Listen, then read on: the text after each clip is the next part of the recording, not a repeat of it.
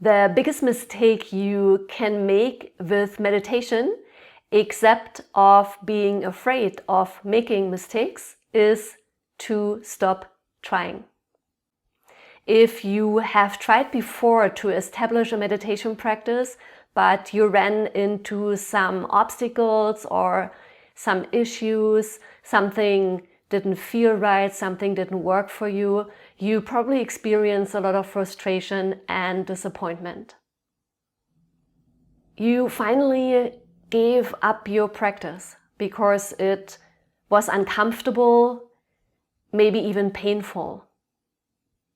And I totally understand that. Sticking with an uncomfortable routine that doesn't make sense at the first glance doesn't make sense. It's hard to believe probably that it is worth sticking with a meditation practice even if it doesn't feel good in the beginning. It needs practice, patience, and persistence. Meditation results don't show up overnight. Just think of all the skills you have learned during your lifetime.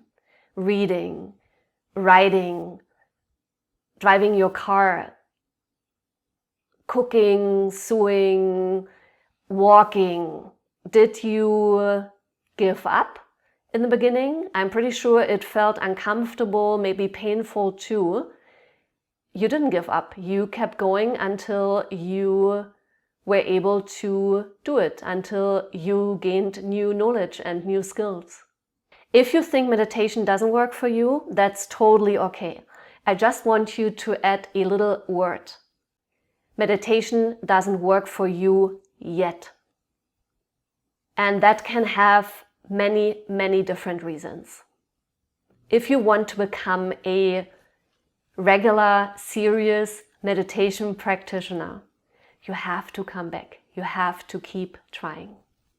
The biggest mistake you can make with meditation is to stop trying. The biggest mistake you can make is to give up. It's worth sticking with it and to see where the journey takes you.